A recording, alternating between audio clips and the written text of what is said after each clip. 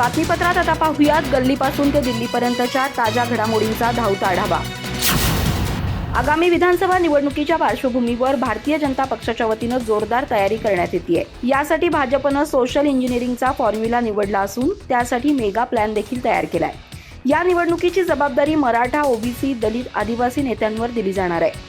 यासाठी पंकजा मुंडे, नारायण राणे आणि आशिष शेलार यांच्यावर पक्षाची मुख्य मदार असणार आहे। लवकरच या नेत्यांच्या यात्रा आणि सभा देखील सुरू होणार असल्याची माहिती विश्वासू सूत्रांनी दिली आहे। विधानसभा निवडणुकीच्या पार्श्वभूमीवर उपमुख्यमंत्री देवेंद्र फडणवीस यांच्यावर पक्षानं मोठी जबाबदारी दिली आहे। या संपूर्ण प्रक्रियेत उपमुख्यमंत्री देवेंद्र फडणवीस यांना सर्वाधिकार देण्यात आलेत।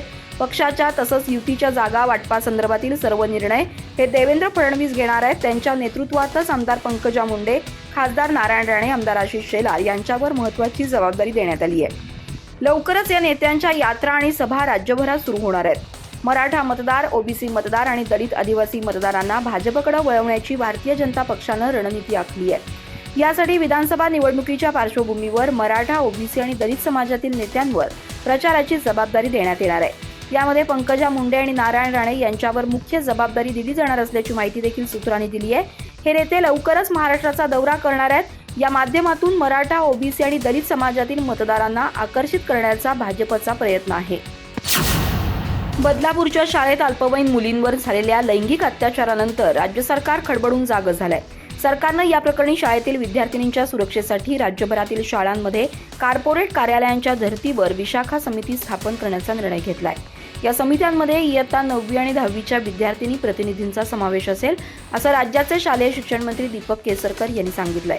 बदलापूर येथील एका नामांकित शाळेत 2 चिमुकल्यांवर लैंगिक अत्याचार झाल्याची घटना उजेडात आली आहे। शाळेच्या स्वच्छता कर्मचाऱ्यांनाच हा प्रकार केल्याचा आरोप आहे। या प्रकरणी त्याच्या मुसक्या आवळण्यात आल्यात। या घटनेचे बदलापुरात तीव्र पडसाद उमटल्यानंतर शालेय शिक्षण मंत्री दीपक केसरकर यांनी एक तातडीची पत्रकार परिषद बोलावून अशा घटनांची पुनरावृत्ती टाळण्यासाठी उचलण्यात येणाऱ्या विविध उपाययोजनांची माहिती दिली। सरकारनं या घटनेची गंभीर दखल घेतली असून हे प्रकरण फास्ट ट्रॅकवर चालवण्यात येईल असं ते म्हणाले। बदलापूरमधील घटना अत्यंत दुर्दैवी आहे। या घटनेची माहिती मिळताच मी शालेय शिक्षण विभागाची बैठक बोलावली आहे। या प्रकरणाची सुनावणी जलदगती न्यायालयात केली जाईल। आरोपी अक्षयवर पोक्सो अंतर्गत गुन्हा दाखल करून त्याला अटक करण्यात आली आहे। माझी मुख्यमंत्र्यांशी चर्चा झाली असून मी त्यांना या घटनेची संपूर्ण माहिती दिली आहे असं केसरकर म्हणाले। दीपक केसरकर म्हणाले, सरकार या प्रकरणी कॉर्पोरेट कार्यालयांच्या धर्तीवर सर्व शाळांमध्ये विशाखा समिती स्थापन करेल। त्यात 9वी आणि 10वीच्या विद्यार्थिनी प्रतिनिधींचा समावेश असेल। या प्रकरणी मी तक्रार दाखल करण्यात दिरंगाई करणाऱ्या पोलीस निरीक्षकांना निलंबित करण्याची मागणी गृहमंत्र्यांकडे करणार आहे। घटना घडलेल्या शाळेतील सीसीटीव्ही बंद अवस्थेत आढळलेत, त्यावरही योग्य ती कारवाई केली जाईल। एका बाजूला लाडकी बहीण योजना आणत असताना राज्यातल्या बहिणीच नाही तर छोट्या मुली देखील असुरक्षित आहेत। आपल्या राज्यातच नाही तर देशात कुठेही घटना घडता कामा नये। अशा घटनेला जबाबदार असतील त्यांच्यावर लवकरात लवकर कारवाई व्हायला हवी, मग ती फास्ट ट्रॅक असो किंवा इतर कोणत्याही प्रकारे असो। दिल्लीतील निर्भया कांडात आरोपींना देखील किती वर्षांनी फाशीवर लटकवण्यात आलं याचं उदाहरण आपल्या समोर असल्याचा आरोप उद्धव ठाकरे यांनी केलाय। या सर्व दिरंगाईला जबाबदार कोण? एखाद्या महिलेवर अत्याचार करणारे गुन्हेगार जसे जबाबदार असतात तसेच त्याचा न्याय निवाडा करण्यात दिरंगाई करणाऱ्यांना देखील जबाबदार धरलं पाहिजे। अशा घटनेचे राजकारण न करता अशा प्रकरणातील आरोपींना सोडता कामा नये। सर्वजण जातभेद, पक्षभेद विसरून एकत्र आले तरच राज्यातील महिला सुरक्षित राहतील। माझ्या राज्यातील महिला या सुरक्षित असतील तरच ती माझी लाडकी बहीण आहे असं आपण म्हणू शकतो, असं देखील उद्धव ठाकरे यांनी म्हटलंय। अशा घटनांच्या विरोधात शक्ती विधेयक आणायची आमची इच्छा होती। महाविकास आघाडीच्या सरकार काळात त्याचा मसुदा देखील तयार झाला होता। मात्र त्या काळामध्ये 1-2 दिवसाचीच अधिवेशनं होत होती, त्याला कारण कोरोना होता। मात्र गद्दारांनी गद्दारी करून आमचं सरकार पाडलं, त्यांनी हे विधेयक लटकवून ठेवलंय। त्यामुळे शक्ती बिलाची शक्ती या आरोपींना दाखवून देण्याची जबाबदारी आता गद्दारांवर असल्याचं देखील उद्धव ठाकरे यांनी म्हटलंय। ही शाळा आणि आरोपी देखील भाजपशी संबंधित असल्याचं माझ्या कानावर आलंय। मात्र मी त्यात राजकारण करणार नाही। तो भाजपचा जरी असला तरी इतर कोणत्याही पक्षाचा जरी असला त्याच्यावर विनाविलंब कारवाई झाली पाहिजे असं देखील उद्धव ठाकरे यांनी म्हटलंय। जर भाजपचे कार्यकर्ते असतील तर त्यांच्याकडून निबंध लिहून त्यांना सोडून देणार आहात का, असा प्रश्न देखील उद्धव ठाकरे यांनी उपस्थित केला। या सर्व प्रकरणांवर आता जबर बसली पाहिजे तरच आपण आपल्या लाडक्या बहिणीला लाडकी बहीण म्हणू शकतो, असं देखील उद्धव ठाकरे यांनी म्हटलंय। विधानसभा निवडणुका आता तोंडावर असताना महायुतीमध्ये वाद सुरू असल्याची चर्चा आहे। या संदर्भात उपमुख्यमंत्री देवेंद्र फडणवीस यांनी दिल्लीत केंद्रीय गृहमंत्री अमित शहा यांची भेट घेतल्याची माहिती समोर आली आहे। काल मध्यरात्री देवेंद्र फडणवीस अचानक दिल्लीला पोहोचले, ते सकाळी पुन्हा परत आले। त्यांनी अमित शहा यांच्याशी महायुतीतील वादासंदर्भात चर्चा केल्याची माहिती सूत्रांनी दिली आहे। मात्र त्यांच्या बैठकीत काय चर्चा झाली याबाबतची अधिकृत माहिती समोर आलेली नाही. मागील काही दिवसापासून महायुतीमध्ये जागा वाटपाची चर्चा सुरू होण्याआधीच वाद सुरू असल्याचं दिसून येत आहे. कोकणातील दोन नेते एकमेकांवर आरोप प्रत्यारोप करत आहेत, तर मुंबईत देखील नवाब मलिक यांच्यावर आरोप करून देखील ते आता राष्ट्रवादी काँग्रेस पक्षासोबत दाखल झालेत. इतकंच नाही तर त्यांच्या मुलीला राष्ट्रवादी काँग्रेस पक्षानं मोठी जबाबदारी देखील दिली आहे. या पार्श्वभूमीवर देवेंद्र फडणवीस यांच्या या दिल्ली दौऱ्याकडे गांभीर्यानं पाहिलं जात आहे. नवाब मलिक हे जेलमधून परत आल्यानंतर उपमुख्यमंत्री देवेंद्र फडणवीस यांनी त्यांच्याविषयी अजित पवार यांना पत्र लिहिलं होतं. आम्ही राष्ट्रप्रेमी असून राष्ट्रद्रोही व्यक्ती महायुतीमध्ये नको, अशा प्रकारची भूमिका देवेंद्र फडणवीस यांनी जाहीर केली होती. मात्र तरी देखील नवाब मलिक यांना अजित पवार यांनी जवळ केलंय. अजित पवार यांच्या जनसन्मान यात्रेदरम्यान नवाब मलिक यांचा प्रचार प्रकर्षानं जाणवला. इतकंच नाही तर त्यांच्या कन्येला देखील अजित पवार यांनी मोठी जबाबदारी दिली आहे. या सर्व पार्श्वभूमीवर महाविकास आघाडीचे नेते देवेंद्र फडणवीस यांच्यावर टीका करतात. या पार्श्वभूमीवर फडणवीस त्यांचा हा दिल्ली दौरा महत्त्वाचा मानला जातोय.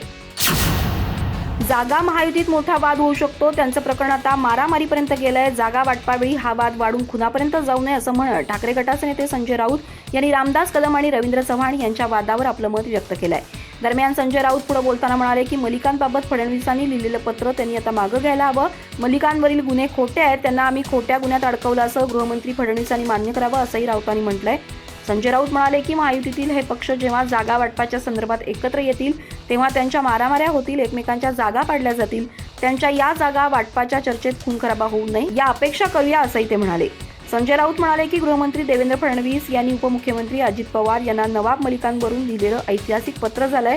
फडणवीस हे खोटे बोलतात, मनोज जरांगे पाटील म्हणतात तसा त्यांना संन्यास घ्यावाच लागेल असं राऊतांनी म्हटलंय. तर फडणवीस हे ढोंगी देशभक्त आहेत असाही टोला त्यांनी लगावलाय. संजय राऊत म्हणाले की एकनाथ शिंदेंनी नवाब मलिकांवर हल्लाबोल केला होता तेव्हा ते म्हणत होते की आम्ही नवाब मलिकांच्या मांडीला मांडी लावून बसणार नाही. तेच नवाब मलिक आता यांना लाडके झाले आहेत, त्यांना मांडीवर घेऊन बसले आहेत. अजित पवार यांना महायुतीतून बाहेर काढण्यासाठी प्रयत्न सुरू आहे असा दावाही राऊतांनी केलाय.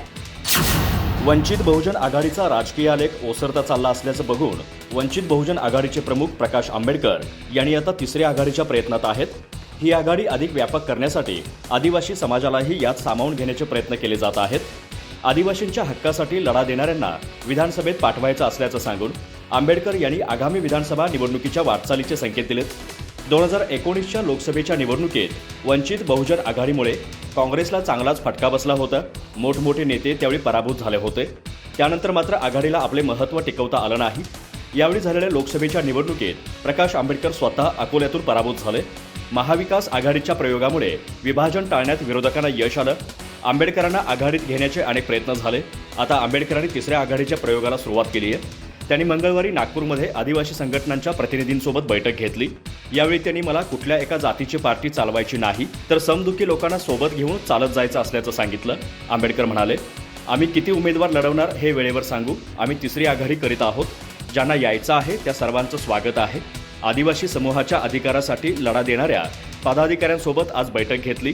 सर्व संघटनांनी एकत्र येऊन आदिवासींचे प्रतिनिधी विधानसभेत गेले पाहिजेत. 8 दिवसांनी या सर्व संघटना एकत्र येऊन आपला अजेंडा मांडणार आहेत. महाविकास आघाडीत विधानसभा निवडणुकीत जागा वाटपाचा तिढा असला तरी काँग्रेस आणि शिवसेना उद्धव बाळासाहेब ठाकरे पक्षाचे कितपत पटेल ही शंकाच आहे. या दोन्ही पक्षांमध्ये जागा वाटपावर सर्वात अगोदर ठिणगी पडणार असल्याचं सांगितलं जातं. उद्धव ठाकरे यांनी महाविकास आघाडीत मुख्यमंत्री पदाच्या चेहऱ्यावरून मित्रपक्षांची कोंडी केली आहे. मुंबईत झालेल्या मेळाव्यात उद्धव ठाकरे यांनी शरद पवार, पृथ्वीराज चव्हाण आणि नाना पटोले यांना मुख्यमंत्री पदाचा चेहरा जाहीर करा, माझा त्याला शिवसेना पक्षप्रमुख म्हणून पाठिंबा असेल असं उद्धव ठाकरे यांनी जाहीर केलं. उद्धव ठाकरे यांनी तत्पूर्वी दिल्ली दौरा केला होता.